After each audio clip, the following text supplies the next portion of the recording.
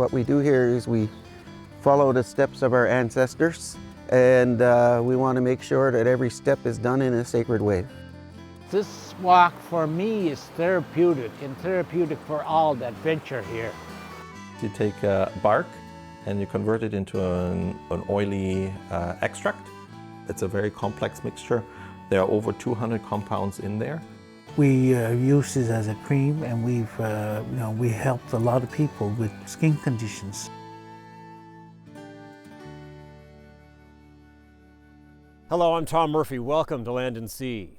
For thousands of years, the Mi'kmaq people have used plants for food, shelter, and medicine. Now some are making it their mission to ensure the healing power of plants is shared with new generations. In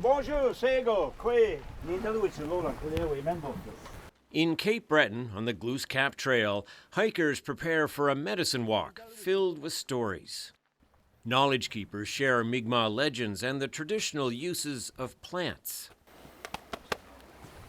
My name is Clifford Paul, and I lead hikes to Glooscap Cave.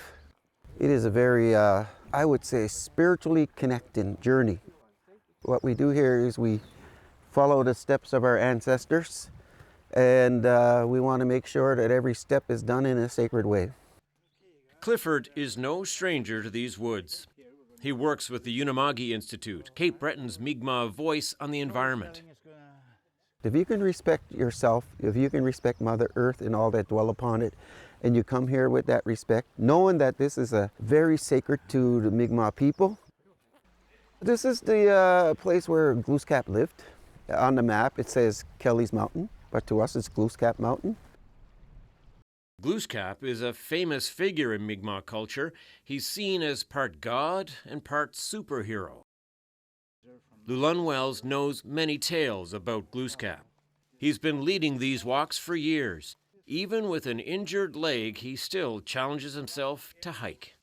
My English name is Lawrence, and my Mi'kmaq name is Llewellyn, and I'm from Member 2 First Nations, and my spirit name is Nujia. And that means, in translation, I'm keeper of the youth, keeper of the lodge, and keeper of the fire. And we're here in the entrance of Glooscap Cave, and we're here with a group of young people, and we've been going here for years on these tours and share our culture with youth and educating our young people. I'm going to pass some tobacco on to for these two standing ones, and some tobacco for the storytellers.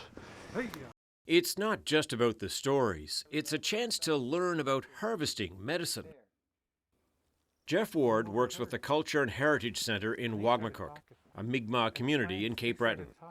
To honor the spirit of the plant, Jeff offers tobacco before harvesting spruce gum, a traditional Mi'kmaq medicine.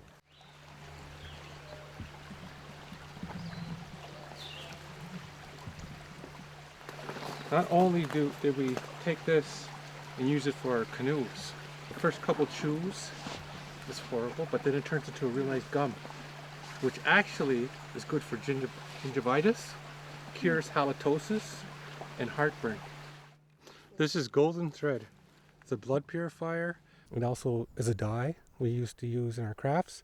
So there's many, many uses of this. Another person who cares about how plants can be used is Duma Young. He's a Mi'kmaq botanist, lawyer, and professor in Cape Breton. It may look like an ordinary garden, but Duma's backyard in Sydney is full of traditional Mi'kmaq medicines. This is gigwasusk. It's used as a treatment for lung conditions, colds, flus, pneumonias, and other lung ailments. It's the gibisque, or the root, that you use, and you dig it up and you dry it up, and you just pick off and use it as a lozenge, or you can make a strong decoction from it. This one here is it's called blumwipkel. Blumwipkel is used to treat stomach ailments like colicky children or gas in the stomach, and it's also a great headache reliever. You just take and make a tea out of it, or a decoction, and that you drink it, and you can, it'll soothe the stomach and soothe the headache. This is Gawajumanaqsi. In Ulnus, we use this to treat high blood pressure, high cholesterol, to prevent heart attacks. It's almost similar to salicylic acid, which is the main ingredient in aspirin.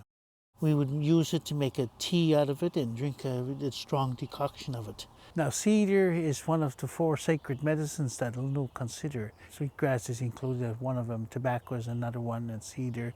I've seen it used in liquid smudge when burning it is not possible, and so this is why I have it growing here in my yard.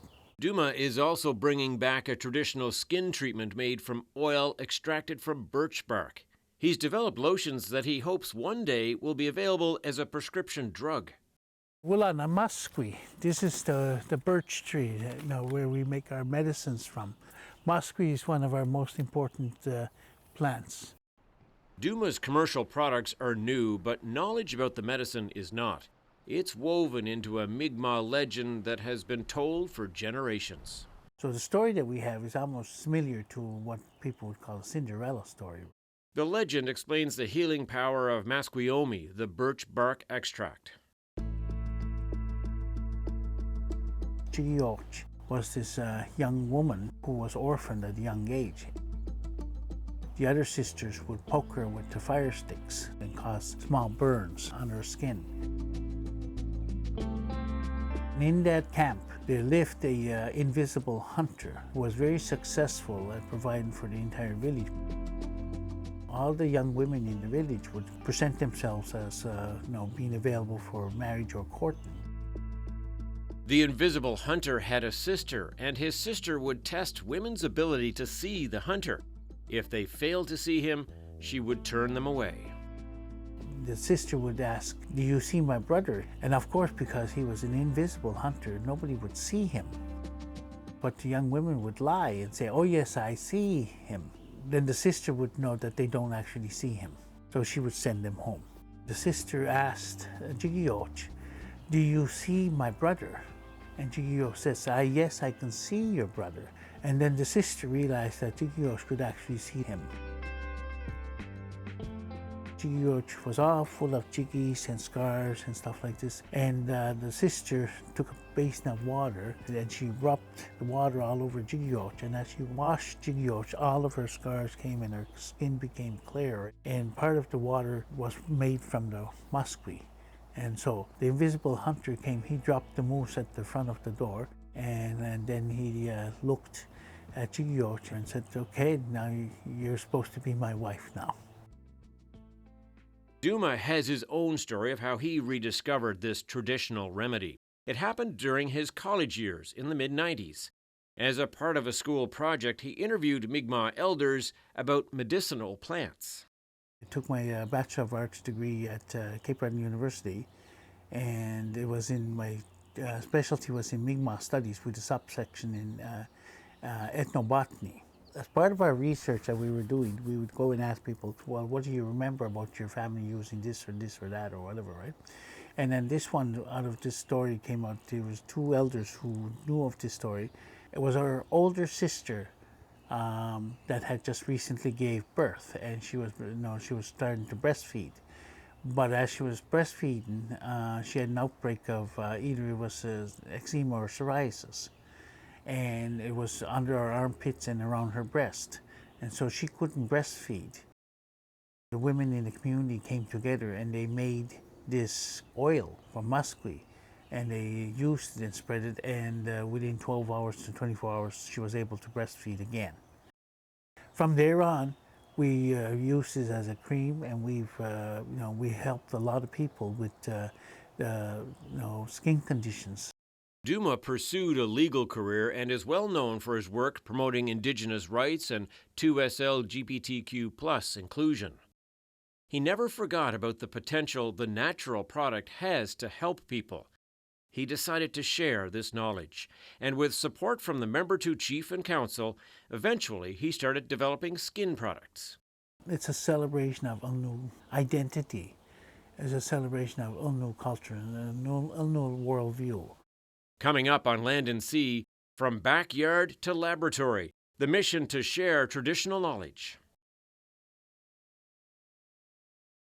Duma Young is a Mi'kmaq lawyer and professor in Cape Breton. For the past few years, he's also been focused on another passion, ethnobotany, and efforts to use traditional knowledge to create commercial skin products made from birch bark extract.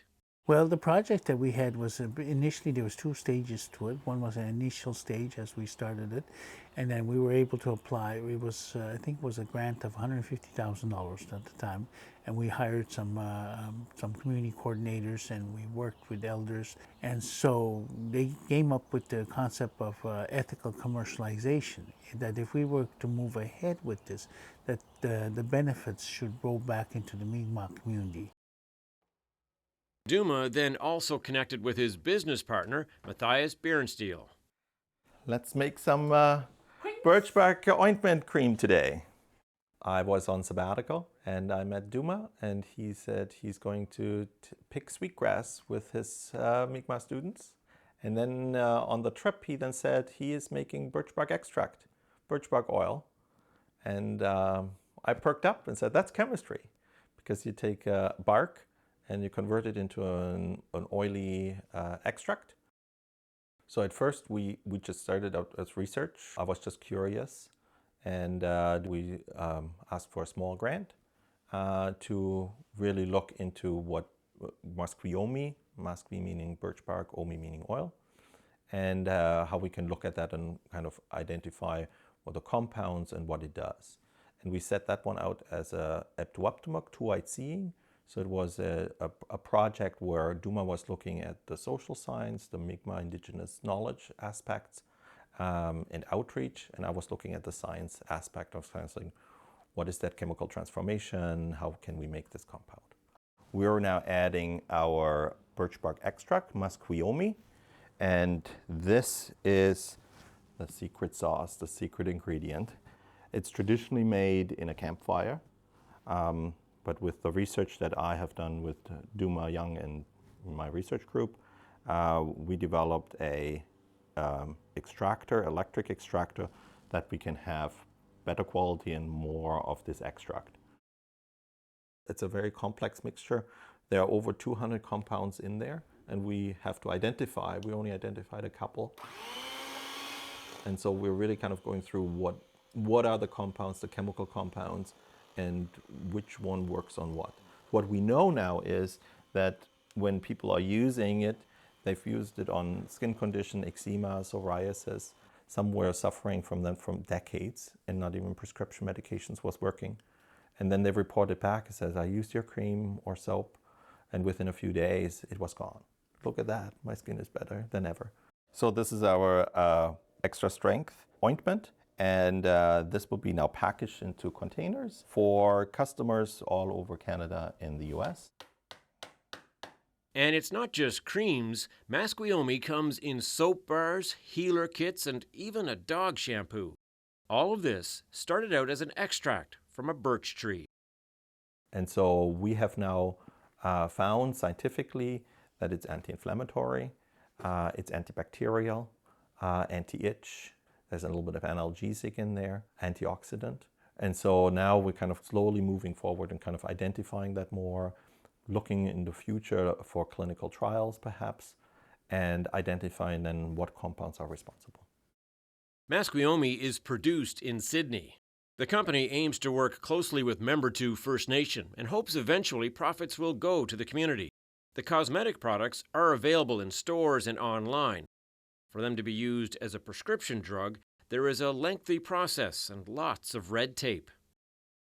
Well, the primary challenge is, the length of time it's going to take to put it through a process where it can get a drug identification number.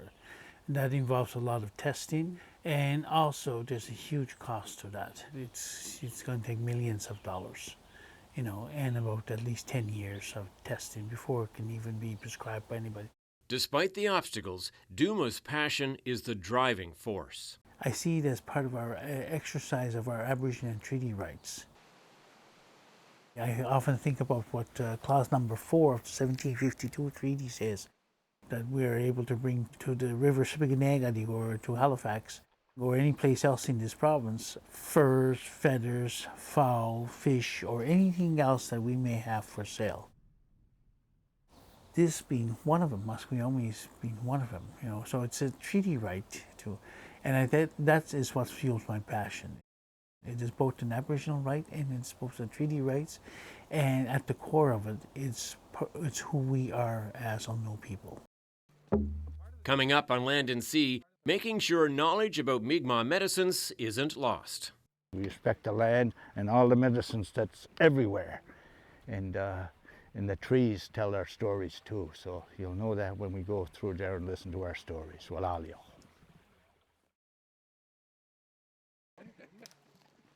On Cape Breton Island, these young people are on a medicine walk. They're learning about Mi'kmaq legends and how plants can help people heal. Most of the group are members of a non-profit environmental organization. Take a good look at the trees. They all stand tall and proud. They don't care who their neighbor is. Look at them at the root level. He says the trees are holding hands. They're embracing one another, and they're holding the earth together. And the big lessons there is, why can't the humans be like the trees? Elder Lulan Wells is a knowledge holder from the Mi'kmaq community of Member 2. So we usually tell stories to the younger people and then they pass it on. One of the students, Clifford, now it was his turn. He's been telling for years now and he's continuing. We got to pick up somebody too. Yeah. Carry on, like that young fellow there. That young fellow is Jeff Ward. We need air. You need fire. You need water. A sacred water we were born in. And earth. You take one away, we can't exist. It's also with medicine. And we're even right here. You're here because of a physical body. You have a mind, a brain, some more, some less. Don't look around.